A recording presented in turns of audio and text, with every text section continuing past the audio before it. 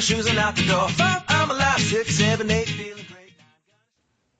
Hello, Beyond Your Wildest Dreams tribe. I'm Dr. Noah DeCoyer, your co-host, and on behalf of my partners, Dr. Michael Akinfora and Dr. Wanda Lee McPhee, we want to thank you all for subscribing. As we surge to 100,000 subscribers, we would like to show you our appreciation with 3 free gifts. In our show notes on iTunes and Podomatic, there are 3 separate links to each of our most latest ebooks: Fermentation 101, Paleo Crockpot Style, and Whole Foods Harvest. Thank you again, and before you begin listening to this incredible podcast, don't forget to register for our upcoming summit, the Longevity and Anti-Aging Project, Living Healthy, Wealthy, and Wise, at www.antiagingproject.com. Hey everybody, welcome back to the Beyond Your Wildest Genes podcast. I'm your co-host today, Dr. Mike Akinfora. Today I have with me Dr. Patrick Gentempo. Pat, how are you today? I am terrific. How about you? I am fantastic. It's 60 degrees here in New Jersey, or as you and Christopher would call it, the People's Republic of New Jersey. So Indeed. It's a nice spring day. Well, glad you're experiencing that. So I'm going to read you Dr. Gentempo's bio, and then we're going to get into the importance of health philosophy, which is a really neat subject for me. Dr. Gentempo is the founder and CEO of Action Potential Holdings, Inc. He is often referred to as the philosopher entrepreneur. He is well-known and respected star in the world of health, wellness, and business. While practicing as a chiropractor, he co-developed innovative diagnostic technologies, received patents, and built a considerable international business of which he was the CEO for over 20 years. Leveraging his applied philosophy approach, he has successfully launched over a dozen companies. Dr. Gentempo is passionate about the use of philosophy as a practical tool for success and achievement. His unique perspectives have captured worldwide attention.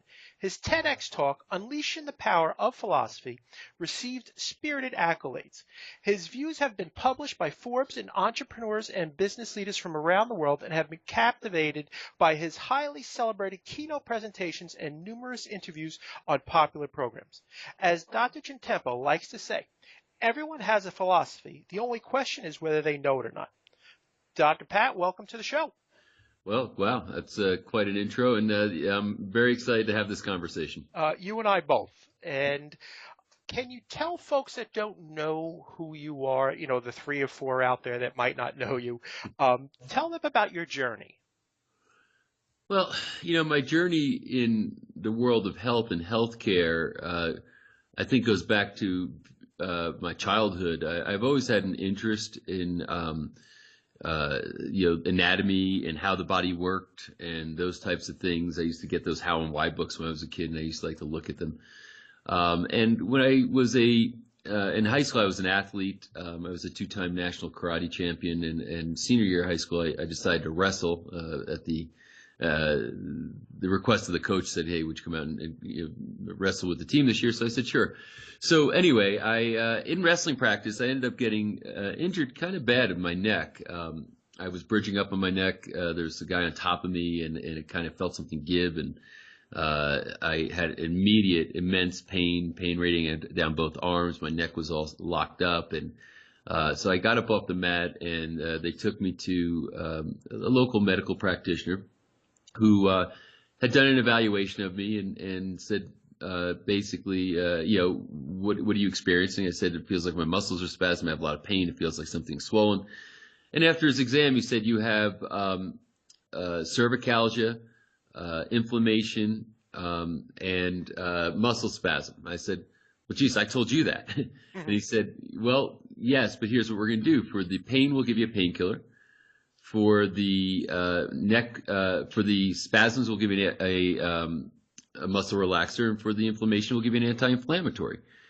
And so it made sense to me, saying, okay, those are the symptoms I'm feeling, and these drugs would do the opposite of those symptoms. So hopefully that will be helpful. And fortunately, and I say fortunately for me, after about 2 weeks, the drugs were not working. I was getting sick from the medication, actually. And my mother brought me to a different kind of a practitioner, which was a chiropractor. And I went into the chiropractor. He also did an assessment of me, and then he had done an adjustment of my neck, which immediately I was like 90% better, and I wondered why. And he started to explain to me some basic foundational philosophy about health and how the body works, and that the problem, my muscles spasming, the pain I was feeling, that was my body's response to an injury that created misalignments in my neck that were irritating my nervous system and causing the challenges. And what he simply did was adjust those misalignments and remove that interference and allow my body to function properly. So it started making a lot of sense to me. I think up until that time, I was fascinated with heart surgery. I remember the first heart transplant and reading all about that in the news, and I thought that was what I wanted to do. But once I got this shift in my philosophical orientation towards health and where it comes from, I decided to become a chiropractor. So I got out of high school, did my prerequisite courses in college, and went to chiropractic school. And once I graduated school, I was in practice for several years. I had decided that there were some things missing in my ability to really assess patients, that and technology was changing at that time, microelectronics, computer technology, et cetera. So I, through a series of circumstances, started to develop diagnostic technologies in my practice, which I later commercialized. I got patents on them. And then I found myself on the entrepreneurial side, or the business side of healthcare. And since then, I've built a very substantial company over a period of 20 years. I sold that company about 5 years ago.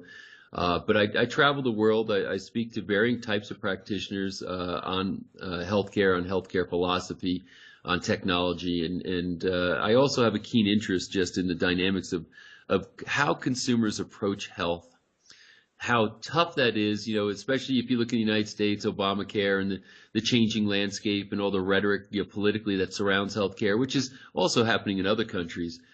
Pretty quickly you begin to get, at least I have, a lot of empathy for the dilemma that decision makers have to make, like household, mothers and or parents and people who have responsibility for children, trying to navigate those waters, know what the right things to do are, and make decisions that are going to lead people, to a healthier life and a better future. Not a very easy thing to do. So I work as an advocate to try to clear up some of that confusion and lead people in the right directions.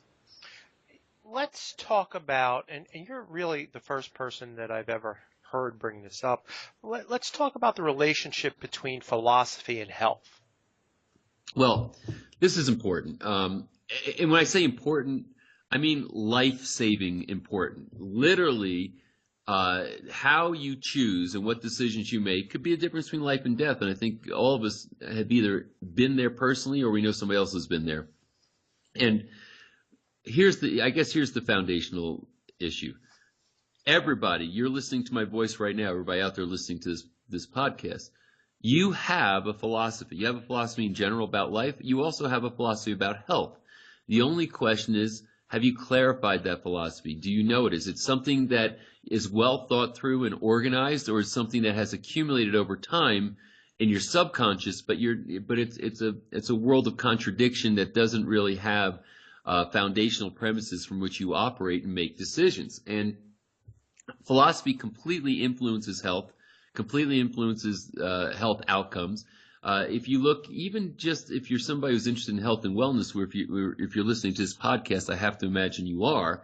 Just think about it. If you've been out, in the world trying to study the best practices for exercise, the best practices for supplementation, the best practices for dietary considerations, etc., what starts to happen? You'll see that there have been monumental changes and shifts in orientation. This podcast is called Beyond Your Wildest Genes. Well, just look at the whole genetic theory and the premises around that. When I went to school, DNA was destiny. Were you a member of the Lucky Sperm Club or not? Do you have the bad genes that are going to, foretell your future as far as being sick, getting cancer, getting heart disease, etc.? Or were you lucky and do you have good genes and none of those bad things are going to happen to you? We're, just in the past, maybe 10, 15 years, maybe 20, but more like 15 years, that whole paradigm has shifted. The philosophy, if you will, the worldview the view of existence relative to this has radically changed, and as a result, so have people's behaviors, so have businesses that serve consumers in the health realm, et cetera. Everything has changed because of what we're understanding. You've gone through every different kind of diet. I mean, it wasn't that long ago where people thought that, still thought that, fat was bad, and eating a low-fat diet was a virtue. But what we know now is that if you don't get healthy fat in your diet, you're going to be very sick. You're going to have serious health challenges.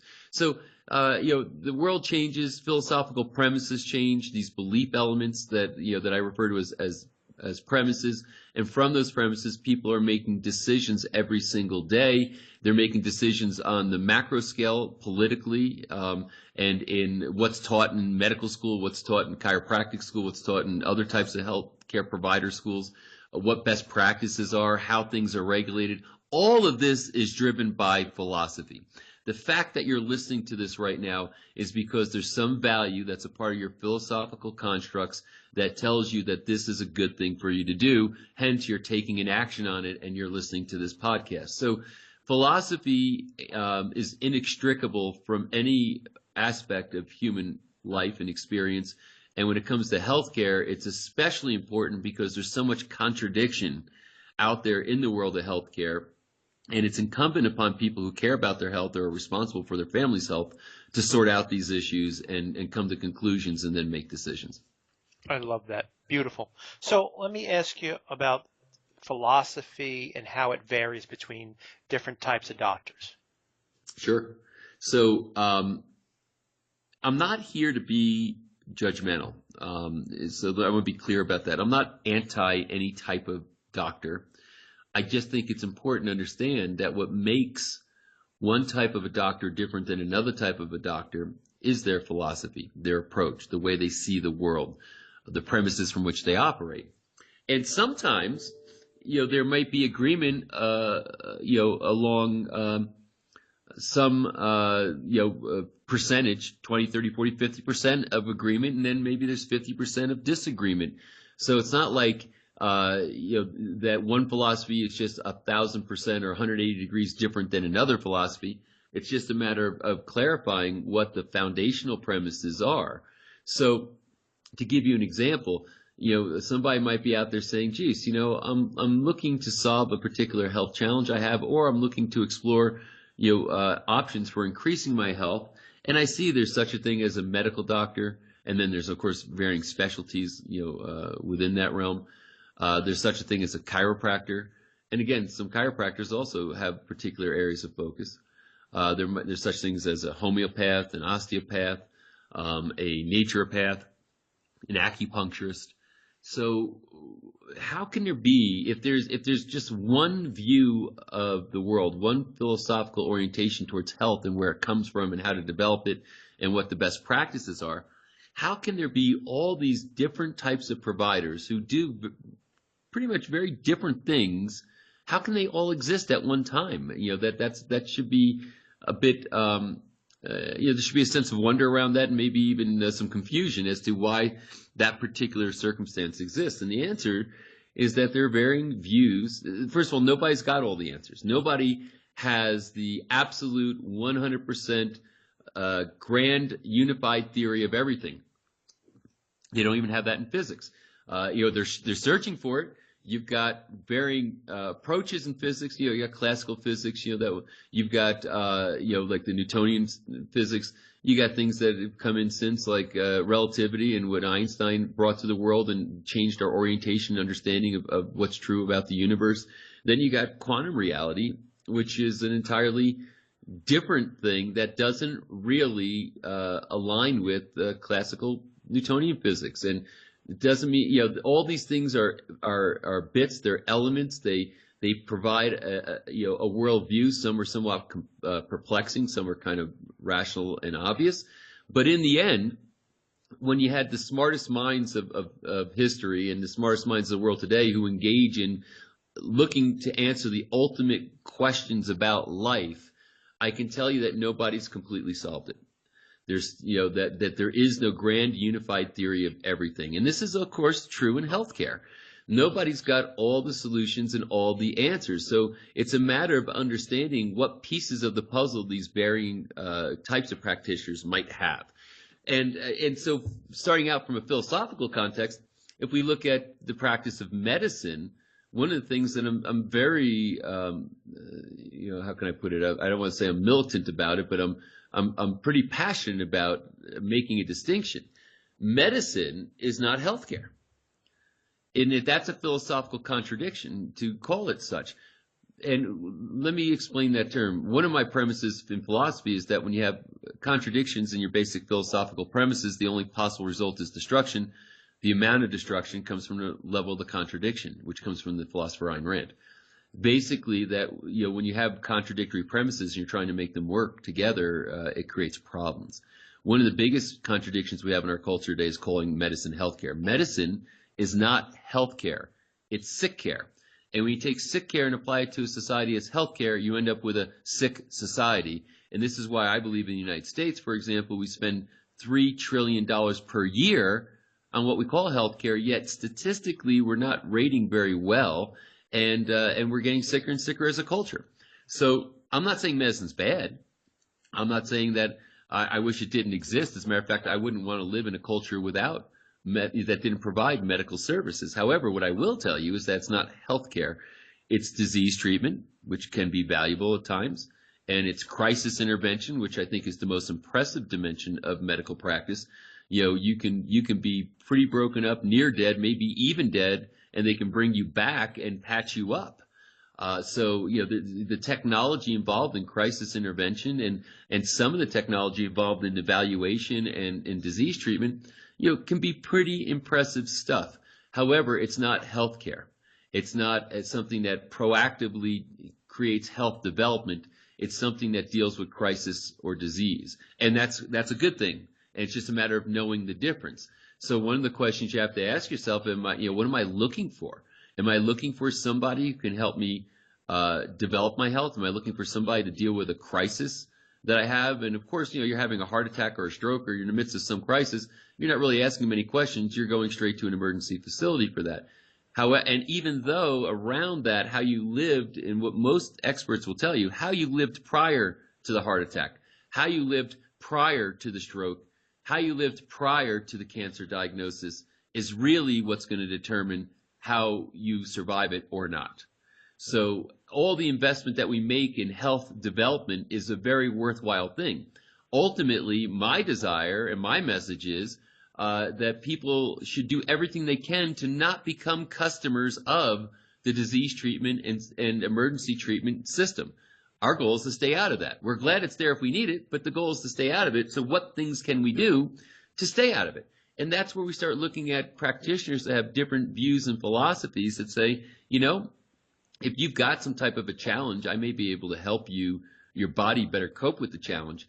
But I also have ways to try to expand your health and develop your health. This is what had me fall in love with chiropractic, is that there is a way for it in its model and its basic philosophical constructs were so compelling that I couldn't help but want to become one. The idea, just to give you an example, that you're not born to be sick. You're born to be healthy. Just that one understanding might change a bunch of decisions that you make. A lot of people have accepted victimhood, accepted sickness, and said, well, I guess this is just my bad luck, as compared to say, no, inside of you is the capacity to heal. Your body biases toward wanting to heal and regulate and adapt to the environment. But something may be interfering with the expression of that healing capacity. And if we can remove that interference, your body is going to function on a much better level. You're going to be able to experience and express more life. So those are foundational premises that a practitioner like a chiropractor traditionally would embrace and would build their practice around. That is not the foundational premise that a traditional medical doctor builds their premise around. They basically are interested in diagnosing and treatment of disease. A chiropractor, maybe even a homeopath, acupuncturist, I think to some degree, naturopaths, to some degree, they look and say, geez, what can we do to support the body and its ability to heal and to regulate? But chiropractors, in their own mind, and I don't want to make this an infomercial for chiropractic necessarily, but just to drive my point home, they know that stress in life that we all have adversely affects the nervous system, which we live our life through our nervous systems. Our immune system is regulated by our nervous system. Everything is driven and modulated through nerve function. They know that stress adversely affects our nervous system and general health. So if we can see that somebody is overstressed, and we can identify how that stress is adversely affecting the nervous system, which we can identify in the spine, and we can adjust that spine or we can release that tension in the nervous system, then we know that we can expand the adaptive ability of that person so that they can express better health and well-being and have more life, more energy, and all that kind of good stuff. So that is the why, which is the philosophy to go to a chiropractor as compared to the why to go to a medical doctor or many other types of practitioners. So obviously in the scope of this, I could spend an hour on each practitioner and their philosophy, but that's just to give you an example of the role philosophy plays and then the action that follows that philosophy to actualize it, in a practice by a practitioner. You were talking a little bit about healthcare. Let's dial in on that. What are some of the most critical premises regarding healthcare, Pat?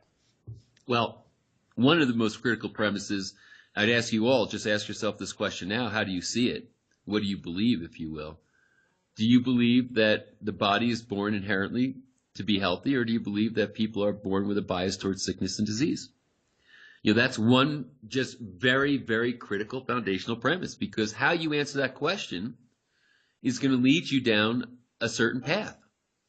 And that path is going to, be different choices. In other words, if I'm somebody who has high blood pressure, just to give you an example, and high blood pressure is rampant right now, and or I'm type 2 diabetic, or any other number of things. If I believe that my body is not competent to really take care of itself and to heal and to express health, then I'm going to say, well, then I guess my body needs intervention from the outside in the form of, let's say, drugs. So what I need to do is I have to get on medication to help my defective body to try to keep some normal parameters regarding these particular measurements, like blood pressure. If I'm somebody who starts with the premise that my body, I'm born to express health. That's what my body is here for, to express health and well-being, that it has the capacity to do that. And if it's not doing that, it's because something's interfering with the process, or I have some deficiency in what I'm feeding it, or what have you. Then I might get advice from a medical doctor to go on drugs, and if something is critical, I may decide to temporarily take them. But simultaneously, I'm going to be searching for a solution that's within me, not outside of me, to get my body right, to get myself healthy. So, and then I might say, well, geez, what should I be eating? How should I be exercising?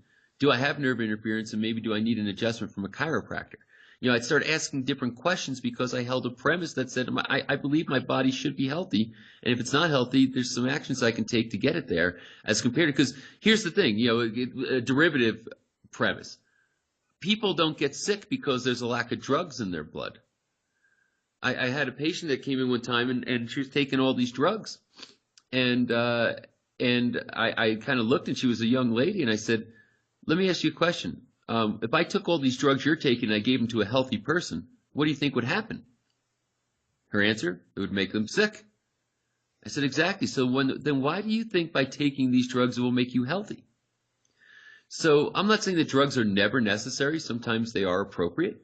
But what I am saying is that you don't get healthy by taking drugs. As a matter of fact, drugs have adverse effects that are well documented. So these are varying types of premises that lead you down certain roads. Another premise I talked about was the nervous system.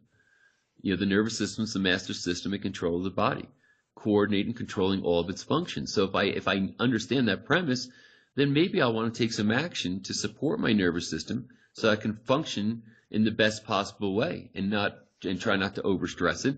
And if there is an undue amount of stress on it, find a practitioner like a chiropractor. Obviously, I'm biased because I am a chiropractor, but find somebody like a chiropractor or somebody that says that they can help me de-stress my body and help to improve the function of that nervous system. So those are examples of premises that I believe would help lead you in certain directions in your healthcare choices. Sure.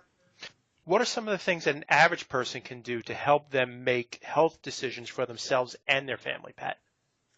Well, the best thing you can do is get educated, right? The best thing you can do is to read, is to go to lectures, watch videos. Listen to podcasts. Listen to podcasts. Exactly. Perfect, right? So, in a sense, I'm preaching to the converted when I say that, because if you're somebody listening to this, you have a bias towards collecting this information and processing it. So I think that there's a lot, especially with the internet, there's unlimited content. And now it's a matter of saying, okay, what do you kind of resonate with? What are you interested in? Is it nutrition? Is it general health information through a form like this, through a podcast? Is it, movies? There's some great documentaries out there on food and on chiropractic and on all kinds of, health related topics. Hot topic, of course, is the vaccine issue. Absolutely. There's all kinds of stuff there, and boy, is there a lot of heat around that. But you know what? If I'm a parent and I've got children, and I'm going to be, I'm going to be considering, or I'm being recommended to inject something into their body. For me, I don't do that without learning everything I can about it, because I have the kid doesn't have the option. I have the responsibility for learning, the facts in the best way that I can, and then making the best decision I can. So I think that's really, it's incumbent upon us. I mean, I think anybody would answer the question, what's the most important value you have? It's your health.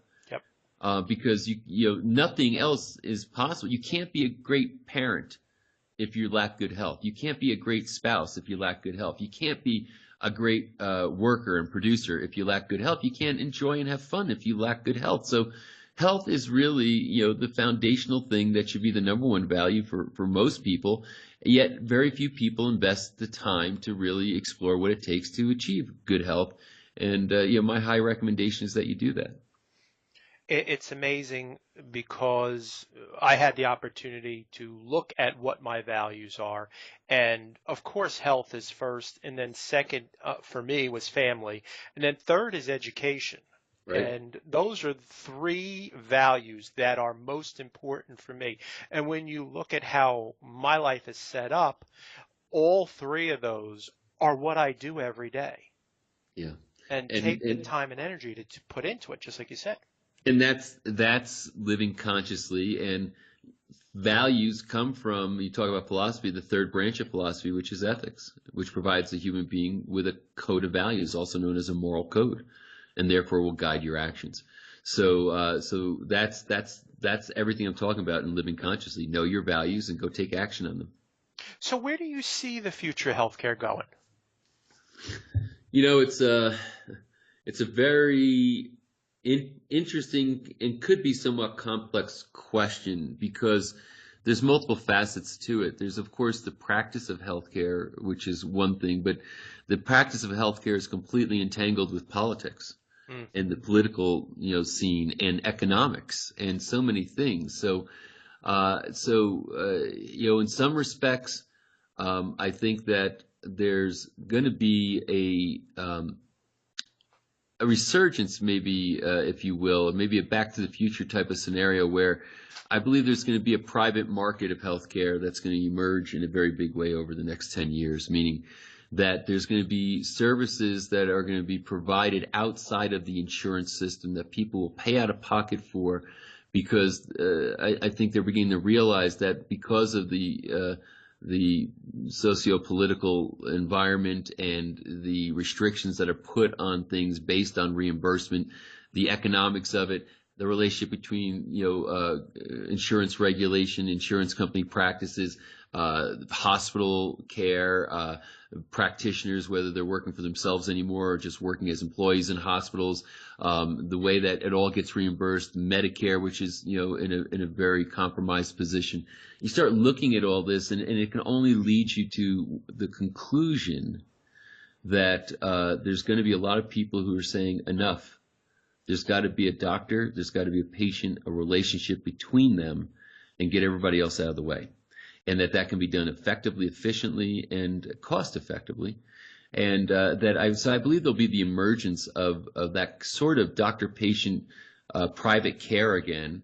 And as well, I'm very excited about the prospects of technology that are ever developing and how they might influence our ability to receive healthcare, to be able to assess our bodies and the way they're functioning, and how there's some really exciting developments in a lot of the longevity projects that are looking at how can we have some pretty significant life expansion, but not just expanding life in a mediocre or miserable way, but to have a healthy life extension.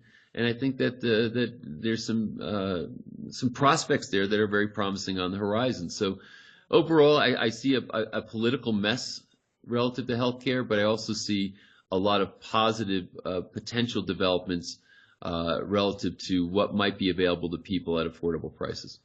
You nailed it right on the head. So what we like to do for our tribe is give them takeaways. What actions can I take now? Well, I think actions you could take right now, and again, I'm going to just say that I'm biased in advance because of my training and my experience as a practitioner and as a patient. But I look at seeing a chiropractor as one of the healthiest things a human being can do, and not for a particular condition, a backache or a neck ache, but literally as a lifestyle, a part of your lifestyle wellness protocol. There you have, and incidentally, some chiropractors choose to limit their practice to back or neck pain. That's fine. That's not the type of chiropractor I'm talking about.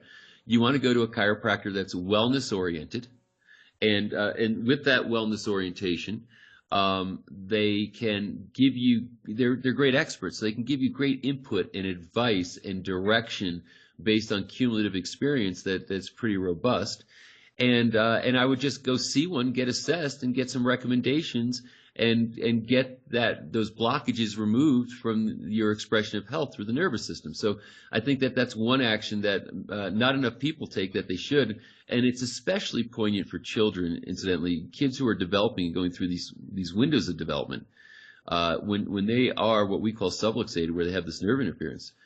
It limits their potential to dynamically develop through those windows, and when those windows close, they don't reopen, so they've lost the opportunity.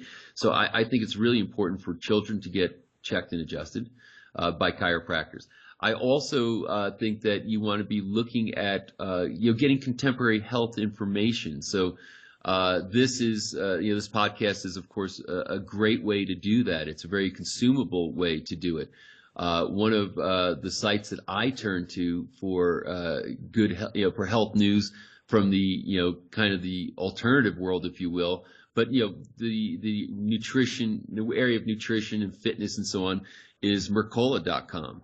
Matter of fact, I'm drinking right now next to me on my desk. I have my Mercola.com glass water bottle, but Mercola.com. It's a great resource of a wealth of information, tens of thousands of pages of content that you can put in a keyword that you want to search, and there's going to be some content there. Also, I would just ask yourself the question: what are my if I were to say, what are my top 3 health goals this year? And ask the same question for your family. What are my top 3 health goals for my family this year? And how you answer those questions is going to direct you on what you need to go figure out. So, but if there's fuzziness and you don't know what your health goals are, then it's not likely that you're going to move in the right direction. So I think those are some of the actions I think people can take immediately. I appreciate that. Patrick, where can people find you in the world? Where is your website? So Patrick Gentempo, it's spelled Gentempo, Gentempo. So patrickgentempo.com would probably be the best place to send them. I have my lecture schedules there. If you wanted to get on my email list and get my blogs and other things I send out there, you can get that there. There's also another site that is I think they're doing some development work on it as of the moment of this podcast, but it will be put back up.